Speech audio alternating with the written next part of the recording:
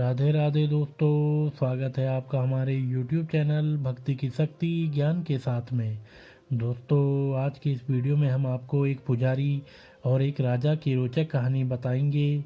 तो चलिए जानते हैं। एक राजा ने भगवान का एक सुंदर मंदिर बनाया और उसमें एक पुजारी को काम पर रखा। इस बात को बहुत समय बीत गया। अब राजा भी बूढ़ा हो गया था, लेकिन राजा का एक नियम था कि वह हर सुबह अपने सैनिकों के साथ फूलों की माला भेजता था और पुजारी उस माला को भगवान कृष्ण को चढ़ाता था। उसके बाद जब राजा भगवान के दर्शन के लिए आता तो पंडित जी भगवान के गले से माला उतारकर राजा के गले में डाल देते। यह लगभग रोज की बात थी। पुजारी बूढ़ा हो रहा था और राजा भी बूढ़ा हो रहा था।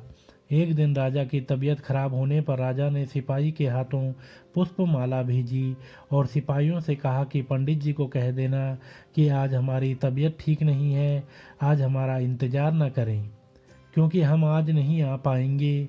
फिर सिपाही ने जाकर पुजारी को पुष्पमाला दी और पंडित जी को सारी बात कह बताई। पंडित जी ने श्री कृष्ण को पुष्पमाला अर्पित की तो पंडित जी ने सोचा कि इतने वर्ष हो गए, भगवान का यह हार हमेशा राजाओं ने पहना है, लेकिन मैंने खुद आज तक इसे कभी नहीं पहना है। तो आज इतने वर्षों के बाद मुझे भगवान के इस हार को धारण करने का अवसर मिला है। यह निश्चित रूप से भगवान की इच्छा है, इसलिए यह परंपरा थी कि भगवान के उस हार को कैसे छोड़ देंगे। इसलिए इस बार पंडित जी ने वह हार अपने गले में डाल दिया। तभी सिपाही दौड़ता हुआ आया और बोला कि राजा साहब मंदिर आ रहे हैं क्योंकि वहाँ महाराज की तबीयत ठीक नहीं है। आप सारी तैयारी करके रखें। इतने सालों से चली आ रही परंपरा को राजा तोड़ना नहीं चाहता था, इसलिए वह मंदिर आने लगा। पंडित जी ने तुरंत गले से हार उतारकर भगवान को अर्पण कर दिया। पंडित जी ने क्या भूल की समझ नहीं आया। पंडित जी ने सोचा कि यदि राजा को पता चल गया तो वे उसे दंड देंगे। अब जब राजा आया तो प्रतिदिन की भांति पंडित जी ने भगवान के गले से हार उतारकर राजा को पहना दिया, लेकिन राजा की नज़र माला पर पड़ी। माला पर सफ़ेद बाल गिरे हुए थे और उन्होंने महसूस किया कि सफ़ेद बाल पुजारी के हैं। राजा ने पुजारी से पूछा कि क्या तुमने यह माला पहनी थी, सफ़ेद बाल कहाँ से आए? तो पंडित जी डर गए। डर के मारे कहा कि यह सफ़ेद बाल श्री कृष्ण का है, भगवान का है। राजा को गुस्सा आया कि पंडित ने धोखा दिया और ऊपर से झूठ बोल रहे हैं, और उन्होंने पूछा कि कृष्ण के बाल कब सफ़ेद हुए।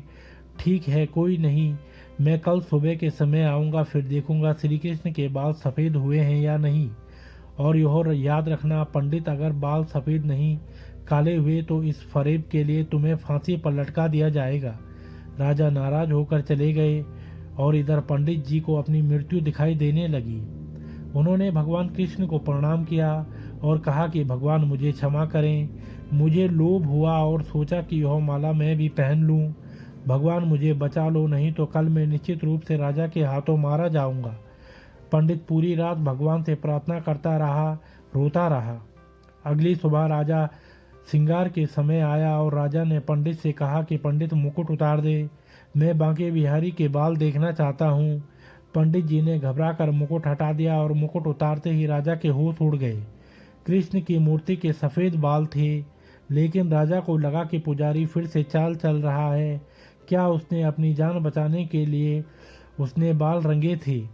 इसलिए उसने जांच करने के लिए बाल तोड़ना शुरू कर दिया और जैसे ही राजा ने बाल उखाड़े, मूर्ति से खून निकलने लगा। यह देखकर राजा भगवान के चरणों में गिर पड़ा और क्षमा मांगने लगा। भगवान मुझे क्षमा करें, मैंने बहुत बड़ा पाप किया है।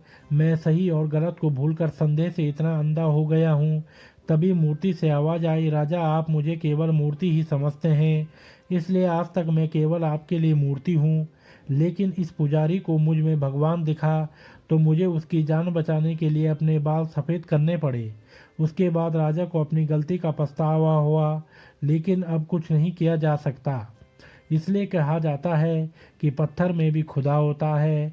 यदि आप ऐसा नहीं मानते हैं तो भले ही भगवान आपके सामने प्रकट हो जाएं, आप उनसे उनकी सच्चाई के बारे में पूछेंगे। यदि आप वास्तव में ईश्वर को देखना चाहते हैं तो आपको केवल महसूस करना है।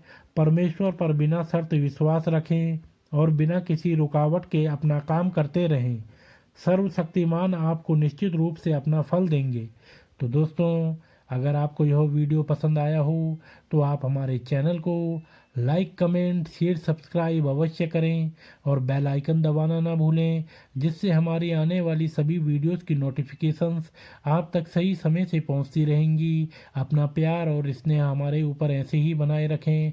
आप सभी मित्रों का बहुत बहुत धन्यवाद।